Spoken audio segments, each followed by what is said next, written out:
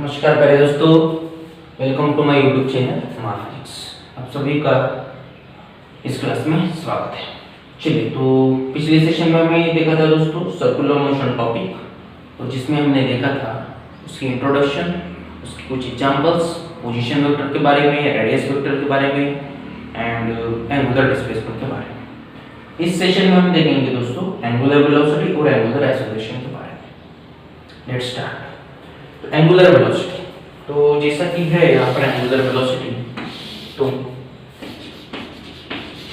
Angular velocity same thing दोस्तों। इसको समझने के लिए हम एग्जांपल कंसीडर करेंगे। यहाँ पर लेंगे एक particle with centre O and radius r। करेंगे दोस्तों एक particle with centre O and radius r। तो एक पार्टिकल क्या कर रहा है? सर्कुलर मोशन परफॉर्म कर रहा है। इनिशियली कौन सा पोजीशन था दोस्तों? कौन सा पोजीशन पर था दोस्तों? A। बाद में कहां पर गया? B पर गया। A पर था तब time t1, at time t1 particle is at A।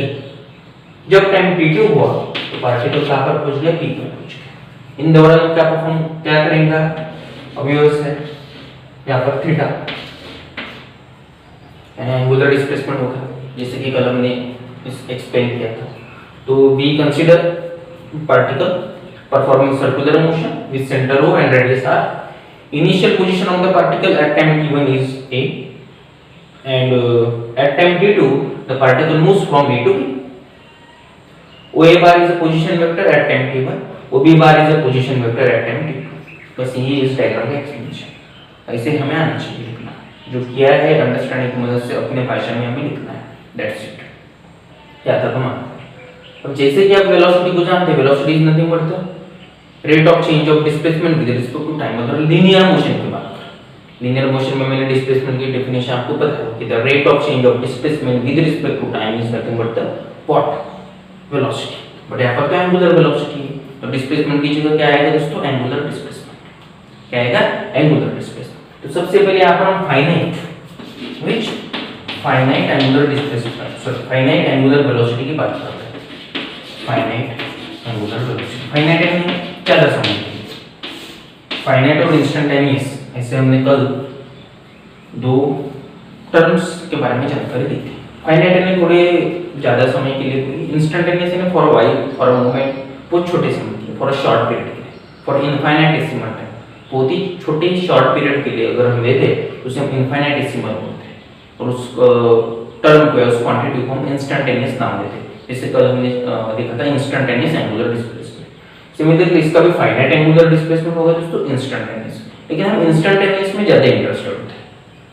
तो हम जो भी डायरेक्शन देखते हैं कि it is a vector quantity, it is not vector quantity, तो बेसिकली हम इंस्टेंटेनियस से ही इंटरेस्टेड होते हैं, उससे ही हम ज्यादा डील करते हैं। ओके, लेकिन आज हम दोनों देख लेते हैं फाइनाइट क्या।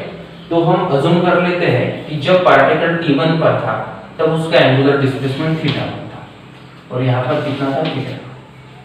कर सकते हैं ऐसा? बिल्कुल कर सकते हैं। तो ओमेगा क्या होगा? What is omega? Omega is nothing but the angular velocity. यहाँ पर मैं लिखूंगा इज रिप्रेजेंटेड बाय ओमेगा। अभी बाहर नहीं लिखा मैंने फाइनाइट होने के कारण। Omega, what is omega? Angular velocity. Omega change in angular displacement. Change in angular displacement कौन सा है दोस्तों? Final minus initial.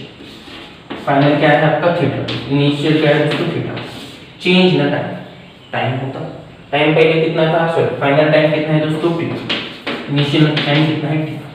इस तरह से इसको आप कैसे लिख सकते हैं? सीधी भाषा में ऐसे लिख सकते डेल थीटा या डेल्टा थीटा अपॉन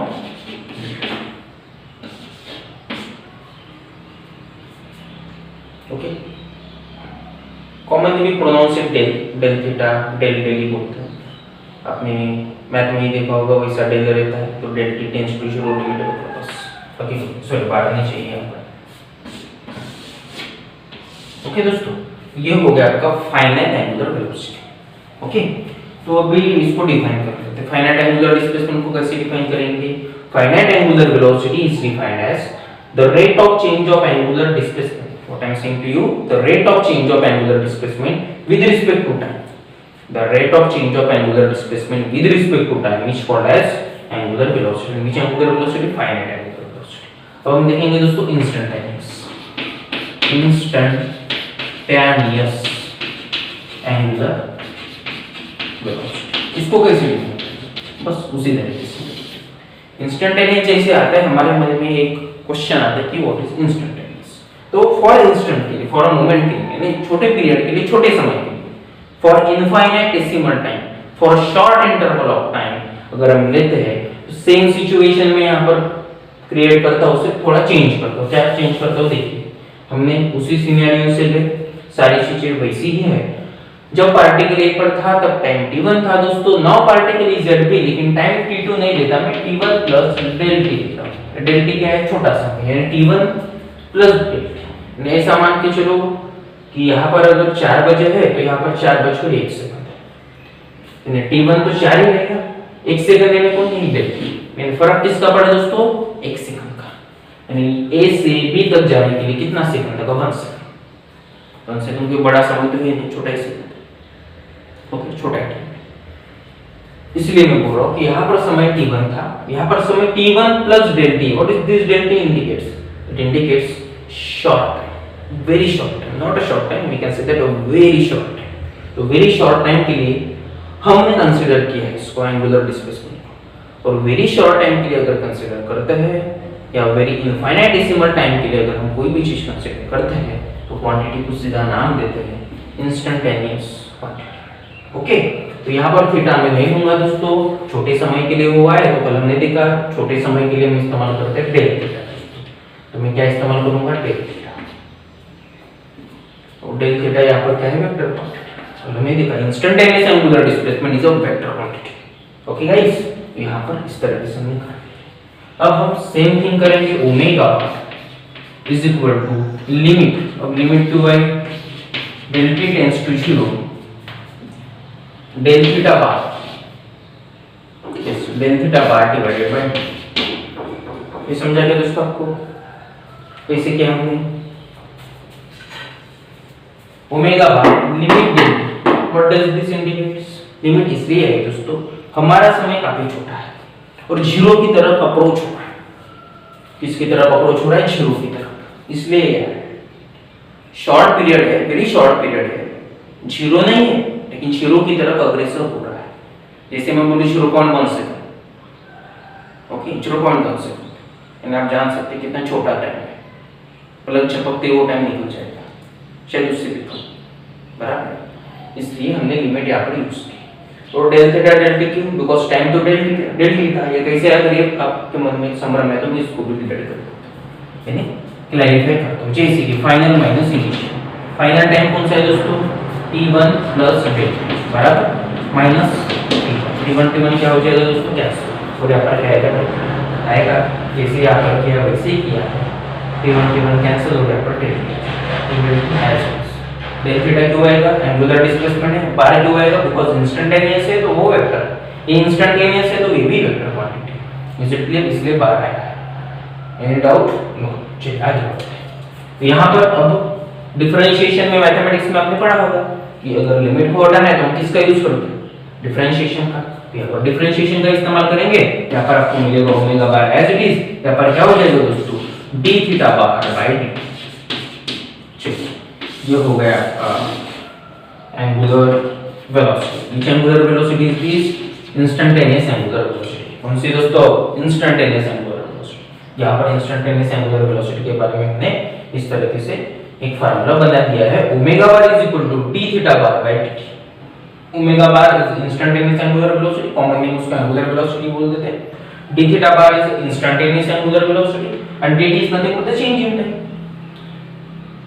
एक पोजीशन से a से b पे जाने के लिए जितना समय लगा था कि change in time is nothing but the dt। Okay guys, आगे बढ़ो। यूनिट क्या होगा इसका?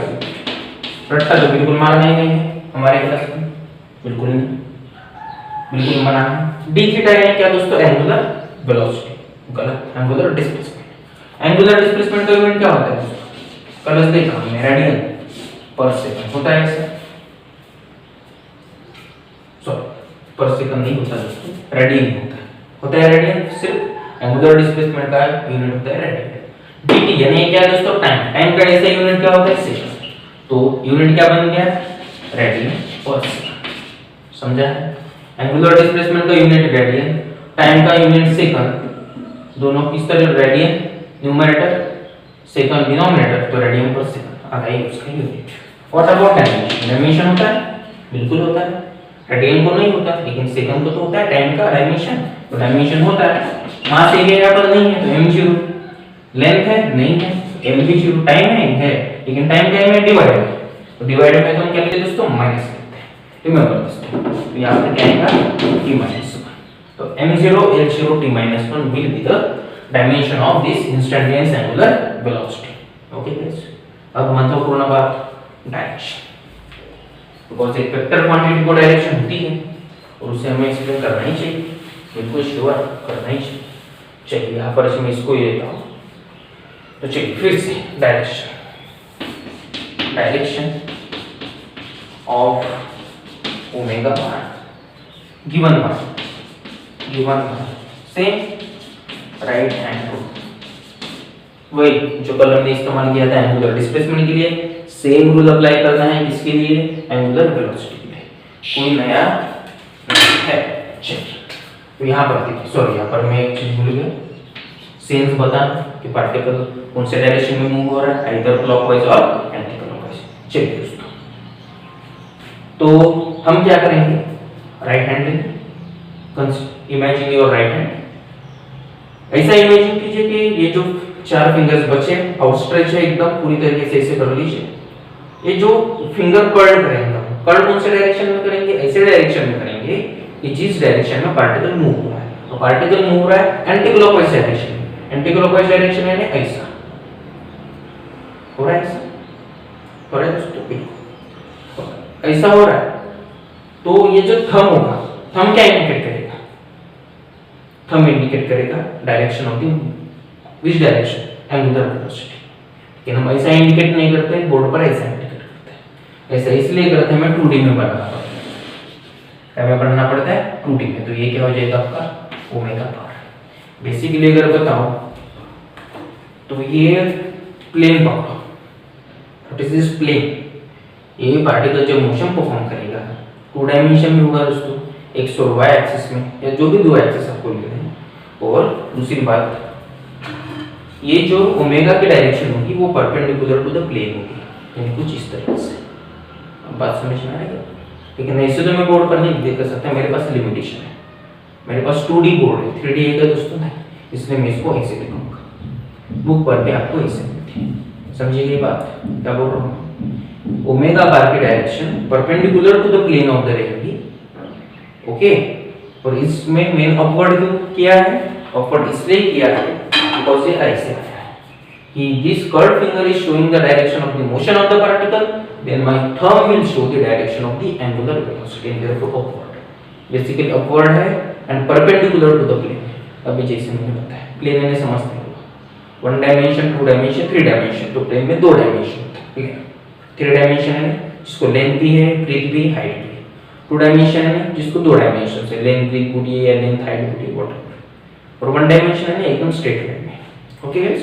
तो आपने पढ़ाई होगा बेसिकली, तो हम नहीं चाहते इसके ज्यादा मतलब डीप में लेक्चर बड़ा हो जाएगा। तो चलिए यहाँ पर डायरेक्शन भी हो गई, सब कुछ हुआ।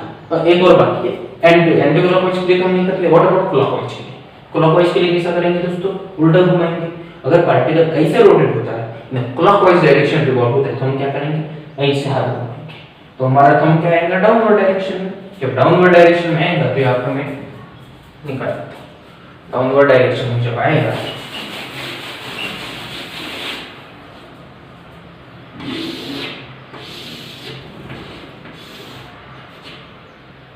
जब पार्टिकल ऐसे रिवॉल्व होगा, क्लॉकवाइज में होगा तो हम ऐसा करेंगे दोस्तों, सॉरी ऐसा, और हमारा थंब क्या होगा, डाउनवर्ड डायरेक्शन में। तो this is the direction of omega, okay. I hope कि आपको समझा होगा, ठीक है। तो इस तरीके से हम डायरेक्शन को देते हैं by the help of right hand rule, ये आपको समझा है। चलिए आगे बढ़ो, पढ़ते हैं, आगे बढ़ते हैं। और इसका ये क्या बचा है दोस्तों, एंगुलर एक्सेलरेशन। चलिए तो एंगुलर एक्सेलरेशन ले लेते हैं। बहुत ही इंपॉर्टेंट टर्म्स हैं जैसे कि position vector, radius vector, angular displacement, angular velocity and angular acceleration. Because आगे चलकर इनके बारे में डिस्कशन होना है, इसलिए मैंने सोचा कि इनके बारे में सेशंस लगाया जाए। डायरेक्ट अगर हम चालू करते तो शायद दिक्कत होती, इससे आपके प्रीवियस कंसेप्ट्स ब्रशअप हो जाएंगे और समझने में तो बिल्कुल आसानी हो ही जाएगी। चलिए, तो angular acceleration, angular acceleration, acceleration, that is alpha bar. चलिए, फिर से मैं कंसीडर करता हूँ एक पार्टिकल जो कौन सा मोशन परफॉर्म करेगा, बोलिए मेरे साथ बोलिए। ऑफ कोर्स कौन सा मोशन परफॉर्म करेगा दोस्तों? सर्कुलर मोशन, जो वही तो चल रहा है फिलहाल। क्या चल रहा है? Circular motion. तो कौन सा मोशन परफॉर्म करेगा? Circular motion. तो consider the particle which is performing circular motion with center O and radius r. Let at time t1 particle is at A and at time t2 the particle is at B. Okay, at time t1 the particle is at A, at time t2 the particle is at B. जब t1 से A से B जाएगा तो कुछ क्या करेंगे दोस्तों? Centre पर एंगल डिस्क्राइब करेंगे और वो जो एंगल होता है उसे हम क्या बोलते हैं? Angular displacement. इतना चीज क्लियर है? सेंस भी दे देते हैं। Right, the particle is moving in performing circular motion in anti clockwise direction. मैं बार-बार एंटी क्लॉकवाइज इसलिए ले रहा हूं बिकॉज़ एंटी क्लॉकवाइज को जनरली हम पॉजिटिव मानते हैं और क्लॉकवाइज को नेगेटिव मानते हैं। तो ये पॉजिटिव सेंस में लेता हूं एंटी क्लॉकवाइज डायरेक्शन। चलिए, तो अभी एंगुलर एक्सेलरेशन, जैसे कि आपने लीनियर एक्सेलरेशन पढ़ा होगा। लीनियर एक्सेलरेशन कैसे डिफाइन करते हैं? The rate of change of angular velocity with respect to time. Okay, the rate of change of velocity, that is linear velocity with respect to time, is nothing but the acceleration. Now but it is now angular acceleration. Angular acceleration को उसी तरीके से define करेंगे, velocity की जगह angular velocity. इसके भी दो लिख सकते हैं, फाइनाइट और इंस्टेंटेनियस। ओके, सो भी ये होने के बाद क्वेश्चन आता है कि एक्सेलरेशन। एक्सेलरेशन बेसिकली क्या होता है? वेलोसिटी चेंज होती है। वो तो लीनियर एक्सेलरेशन हमने देख लिया। क्या इधर वेलोसिटी चेंज होती है? ऑफ कोर्स, जब वेलोसिटी का मैग्नीट्यूड, यानी मैं बात कर रहा हूं ओमेगा बार की दोस्तों, ओमेगा बार यानी एंगुलर वेलोसिटी, अगर इस ओमेगा बार की यानी एंगुलर वेलोसिटी की डायरेक्शन भी चेंज होती है या मैग्नीट्यूड चेंज होता है, दोनों में से कोई एक भी चेंज होता है तो एक्सेलरेशन आता है। ठीक है, और एक्सेलरेशन क्यों आता है? Due to change in the magnitude or direction or both of the velocity, angular velocity. तो अगर ऐसा चेंज होता है due to change in the velocity, acceleration come into the picture. तो इसलिए एक्सेलरेशन आता है और इधर भी आता है बिकॉज़ वेलोसिटी चेंज होती है। क्यों चेंज होती है? अब आपके मन में सवाल, जैसे कि फैन का एग्जांपल लीजिए। फैन को मैंने स्विच ऑन किया, घर में करंट दी, स्विच ऑन करने के बाद सीधा गियर पर आ जाएगा क्या? पैचवे गियर पर स्पीड पकड़ लेगा क्या? नो, धीरे, पहले एक पर्टिकुलर मोशन में आएगा, धीरे धीरे धीरे धीरे, और एक हाई स्पीड या पीक वैल्यू पर आकर क्या कर देगा? उसी वैल्यू से क्या होगा? वो रोटेट होना चाहिए। जब आप उसको फिक्स रेगुलेटर से एक फिक्स स्पीड पर रख देंगे तब तक कुछ बात नहीं। 1 घंटे बाद अगर बंद करना हो तो डायरेक्ट बंद होता है क्या? नहीं, बंद करने के बाद धीरे धीरे धीरे। तो जब तक कांस्टेंट स्पीड पर था तब तक एक्सेलरेशन नहीं था, स्पीड चेंज ही नहीं हुई ना भैया। स्पीड चेंज हुई क्या? नहीं। लेकिन जब आपने स्विच ऑन किया था तब धीरे धीरे बढ़ा था, पहले धीरे, देन स्पीड बढ़ी, देन कांस्टेंट। यानी जब चालू करते हैं और कांस्टेंट स्पीड तक आता है तब तक वहां पर एक्सेलरेशन था। क्लियर है? जब आपने ऑफ किया, स्विच ऑफ किया, तब क्या हुआ?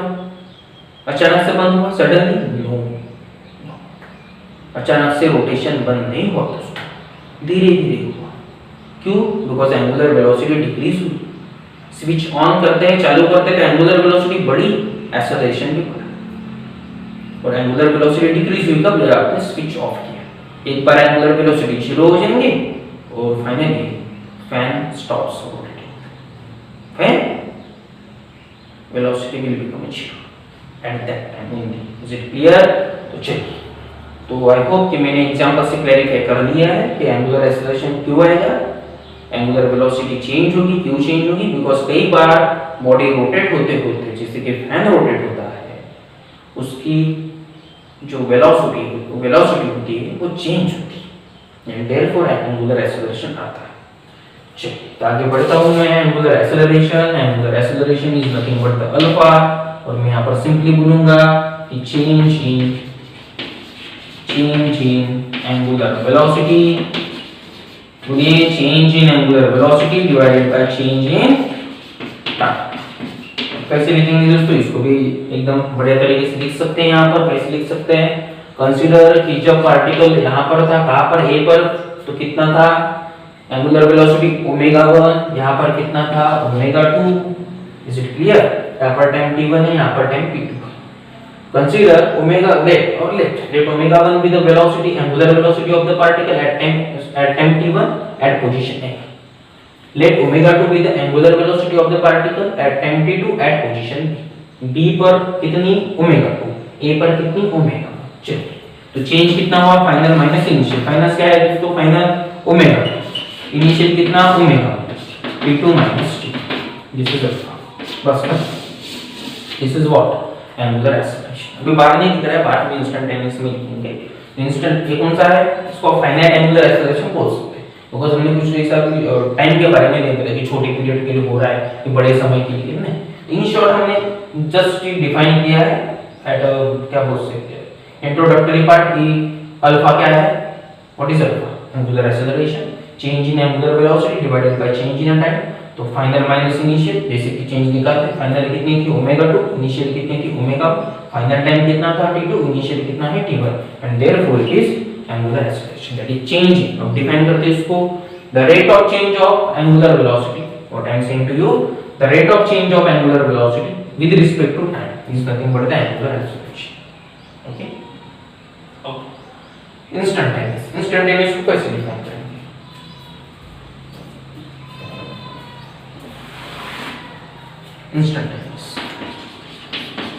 इंस्टेंटेनियस अल्फा बार या बड़ा वाला भी तो ठीक है, बड़ा angular acceleration is given by, ऐसे गिवन बाय करेंगे लिमिट, क्या जाएंगे दोस्तों, limit alpha bar is equal to limit, फिर से डेल t टेंड्स टू 0 क्या आ जाएगा, ओमेगा 2 की जगह डेल ओमेगा बार आ जाएगा बाय डेल। समझा क्या आपको, क्यों डेल ओमेगा बार आ गया, देखिए क्यों आ गया, बता देता हूं मैं आपको फिर से वही कंसेप्ट। टाइम t1 था, यहाँ पर टाइम t2 नहीं है। जब पार्टिकल b पर गया दोस्तों तब टाइम कितना था t1 plus del t, because हम अभी टाइम कितना कंसीडर कर रहे हैं, अ very short time that is infinitesimal time. तो t1 सॉरी a पर टाइम t1 था, जब पार्टिकल b पर गया तो टाइम हो गया t1 प्लस डेल। ओके, ये थीटा नहीं रहेगा, ये भी डेल थीटा बन जाएगा, वो सब कुछ छोटा छोटा चल रहा है, ये भी बड़ा क्यों रहेगा, ये भी छोटा होगा। क्लियर है, ये छोटा होगा तो ओमेगा, ये जो होगा अपना ओमेगा, तो ओमेगा भी क्या हो जाएगा, डेल ओमेगा बन जाएगा, ये भी छोटा हो जाएगा। इसी से वेक्टर क्वांटिटी बराबर। तो अभी ये जो हमने ओमेगा 2 माइनस ओमेगा 1 या जितने भी पैरामीटर्स दिए थे, यहाँ पर जैसे कि चेंज इन टाइम अगर आप निकालते हो तो कितना आएगा t1, फाइनल क्या है दोस्तों t1 plus del t minus t1, तो t1 फिर से कैंसिल, ऊपर डिवाइड में क्या जाएगा डेल t आ जाएगा। यहाँ पर डेल ओमेगा के ऊपर चेंज इन जो भी वेलोसिटी चेंज हुई कितनी हुई, शॉर्ट टाइम के लिए, और शॉर्ट टाइम के लिए चेंज कोई बड़ा थोड़ी होगा, बड़े टाइम के लिए बड़ा चेंज होगा, शॉर्ट टाइम के लिए बड़ा चेंज नहीं होगा ना। शॉर्ट टाइम के लिए जो चेंज होता है हम उसको डेल में रिप्रेजेंट करते हैं, infinitesimal changes, very short changes, इसलिए हमने डेल ओमेगा बार। और इसका सबूत ये है कि limit del t tends to 0, limit del t tends to 0 लगाने का तात्पर्य यही है कि हमने इतने शॉर्ट टाइम के लिए लिया है, इतनी शॉर्ट टाइम के लिए लिया है कि टाइम लगभग 0 की तरफ अप्रोच हो रहा है, नहीं के बराबर, 0.001 सेकंड बोलो, 0.1 सेकंड बोलो, time is tending towards the 0. That means it is not actually 0, it is not equal to 0, but it is tending to 0, near to 0, बराबर। and therefore लिमिट का इस्तेमाल यहाँ पर किया गया है। तो इंस्टेंटेनियस एंगुलर एक्सेलरेशन को ऐसे भी डिफाइन कर सकते हैं, ये कौन सा है, limiting angular displacement, sorry limiting angular velocity, तो बोल सकते हैं instantaneous angular acceleration can be defined as the rate of change of limiting angular velocity with respect to time, the rate of change of limiting angular velocity, what is this limiting angular velocity with respect to time is nothing but the instantaneous angular acceleration or simply angular acceleration, because मैं बार बार कर रहा हूँ, हम instantaneous से ही deal करते हैं और commonly उससे ही हम मान लेते हैं एंगुलर एक्सेलरेशन, उससे हमें लेना देना पड़ता है। Is it clear? तो चलिए लिमिट को हटाने के लिए फिर से वही धंधा करेंगे जो धंधा हम करते आ रहे हैं। और हम क्या करते आ रहे हैं दोस्तों, क्या करते आ रहे हैं, यहाँ पर लिखता हूँ इधर, क्या करते आ रहे हैं, alpha bar is equal to, differentiation का इस्तेमाल करो, लिमिट को हटा दो तो क्या आ जाएगा, D omega bar by D. आगे आपके पास क्या आएगा, alpha bar is equal to, बोलिए D omega bar is equal D omega bar by D. क्यों आ गया ऐसा, बिकॉज़ लिमिट को हटाया हमने और किसकी मदद की, डिफरेंशिएशन की, किसकी मदद, डिफरेंशिएशन।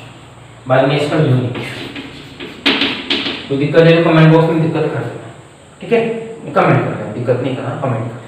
यूनिट क्या होगा इसका, देखिए इसका यूनिट क्या था, इसका यूनिट था रेडियन पर सेकंड, नहीं है तो इसे लिखने का ना, इसका ओमेगा का, दैट इज एंगुलर वेलोसिटी का। अब किसका यूनिट है और डिवाइड में क्या है, dt, टाइम का यूनिट क्या है, फिर से इसका यूनिट सेकंड, तो क्या हो जाएगा, रेडियन पर second square, radian second into second square, तो इसका यूनिट हो जाएगा दोस्तों रेडियन पर सेकंड स्क्वायर।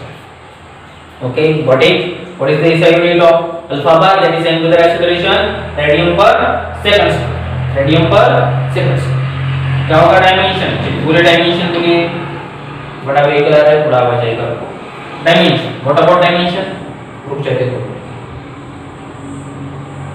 ऐसे डायमेंशन क्या होगा, इसका डायमेंशन क्या था, रेडियन का कुछ डायमेंशन है नहीं है, तो सिंपली इसका डायमेंशन छोड़ दो, रेडियन का डायमेंशन तो नहीं होता, वहां से यहाँ पर नहीं है, लेंथ दिखाई दे रही है, नहीं दिखाई दे रही, टाइम है, यस, लेकिन टाइम है, डिनोमिनेटर है, क्या है, दो बार टाइम है ना, second into second square. Okay, ये तो पावर देख लीजिए, पावर में कितना है 2 और टाइम है डिवाइड में, तो ये टाइम आएगा दोस्तों -t -2। This is what the dimension हो गया, यूनिट भी हो गया, डायमेंशन भी हो गया। अब रही इसकी डायरेक्शन,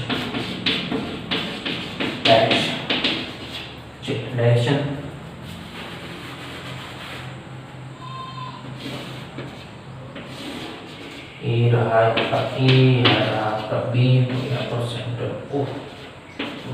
डायरेक्शन कैसे लिखते हैं, थोड़ा कंसीडर कर लीजिए, अगर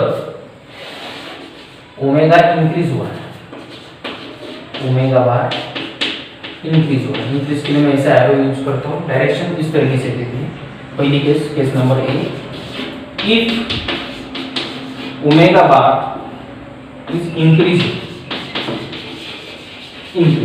यानी एंगुलर वेलोसिटी इंक्रीज हो रही है, जैसे कि फैन का एग्जांपल, फैन अपने क्या किया, स्विच ऑन, एंगुलर वेलोसिटी बढ़ती जाएगी, स्विच ऑन किया ना, चालू किया ना, बढ़ती जाएंगी, और आप जब रेगुलेटर से कांस्टेंट करोगे तो कांस्टेंट हो जाएगी, इज इट क्लियर, बढ़ती जाएंगी, लाइट तो इंक्रीज होती जाएंगी। तो जब ओमेगा बार इंक्रीज होते जाएगा तब अल्फा के डायरेक्शन क्या होगी, what is the direction of alpha, alpha bar is along omega बार यानी when direct omega bar, that is angular velocity, is increasing, then the direction of alpha bar is along the omega bar. It means जो direction होगी angular acceleration की वो किसके along होगी, किसके along होगी, omega बार के अलोंग। इट मींस जैसी डायरेक्शन या जो डायरेक्शन ओमेगा बार की है, यहाँ पर एंगुलर वेलोसिटी की ये डायरेक्शन है दोस्तों, तो अल्फा बार की भी डायरेक्शन यही होगी। क्यों, ओमेगा बार बढ़ रहा है, ओमेगा बार बढ़ रहा है, इसलिए। अगर ओमेगा बार डिक्रीज हो रहा होता तो क्या करते हैं, ओमेगा बार डिक्रीज हुआ होता तो क्या करते हैं, जैसे कि आप मान लीजिए फैन को बंद कर रहे हैं, एग्जांपल के तौर से यहाँ पर लेते हैं, यहाँ पर आपका ओमेगा बार, लेकिन वो क्या है दोस्तों, डिक्रीजिंग, क्या है दोस्तों, डिक्रीजिंग। यहाँ पर फिर इसमें बी केस लिखा हूँ, बी में बोल देता हूँ शॉर्ट में कि ओमेगा बार क्या हो रहा है जी, डिक्रीज हो रहा है, क्या हो रहा है, डिक्रीज। जैसे कि फैन को आपने क्या कर लिया, बंद करने के बाद वो चालू रहने वाला है, थोड़ी देर चालू रहेगा जब तक उसकी स्पीड वेलोसिटी जीरो ना हो जाती। तो बंद करने का क्यों कारण है? बंद इसलिए होता है दोस्तों, इस फिगर में आप देख सकते हैं, बंद इसलिए होता है बिकॉज जब आपकी स्पीड डिक्रीज होने लगती है तब अपोजिट डायरेक्शन से कोई खींचने वाला आ जाता है, और खींचने वाला कौन होता है? Acceleration, alpha bar. Alpha bar उसको खींच लेता है। साहब एकदम ऑब्वियस बात है, जब आप चालू कर रहे हो तो स्पीड क्यों बढ़ रही है? Because acceleration. What is acceleration actually? आप गाड़ी में यूज करते हो ना एक्सेलरेशन, एक तो नेगेटिव होगा नहीं तो पॉजिटिव होगा। पॉजिटिव एक्सेलरेशन को एक्सेलरेशन बोलते हैं, नेगेटिव को रिटार्डेशन बोलते हैं, बराबर है कि नहीं? तो एक्सेलरेशन जब आप फैन चालू कर रहे हो तो स्पीड क्यों बढ़ती है? Because acceleration is in the same direction as that of omega. But whenever omega bar is decreasing, the direction of angular acceleration is in the opposite direction of the omega bar, and therefore speed is decreasing. यही तो reason है, दोनों opposite direction में, ये जाना चाहता है लेकिन नहीं खींचना चाहता है, and therefore speed decreases। और एक टाइम आता है कि स्पीड जीरो हो जाती है, हमारा फैन रुक जाता है। फैन इसका बेटर एग्जांपल है, एकदम बेटर एग्जांपल है इनको डायरेक्शन को समझने का। Is it clear? समझा है? ओमेगा बार अगर बढ़ता है, इंक्रीजिंग है, तो अल्फा बार की भी डायरेक्शन उसके अलोंग यानी सेम ही होगी as that of omega bar. Simple भाषा, if omega bar is decreasing then the direction of the alpha bar is in the opposite to that of the omega bar. That's it, finish. इस प्रकार से हमने direction देख लिया है, किसका? Alpha bar का। थोड़ी देर पहले हमने ओमेगा बार का भी देख लिया। तो ब्रॉडली ये आपको कांसेप्ट ध्यान में रखने कौन से, इस सर्कुलर मोशन होता क्या है? Position vector, radius vector, angular displacement, angular velocity, angular acceleration, ये सब कुछ आपको पता होना ही चाहिए। ठीक है, चलिए अगले क्लास में मिलते हैं, और डाउट होगा तो कमेंट बॉक्स में कमेंट जरूर करिए। और हाँ, अगर आपको कंटेंट अच्छा लग रहा है तो बिल्कुल शेयर कीजिए, और अपने जैसे जो भी आपके दोस्त हैं, आपको लगता है कि नहीं ठीक है, कंटेंट ठीक है, बच्चे पढ़ सकते हैं, बच्चों को मददगार है, तभी उनको शेयर कीजिए और चैनल को सब्सक्राइब कीजिए। Okay, thank you.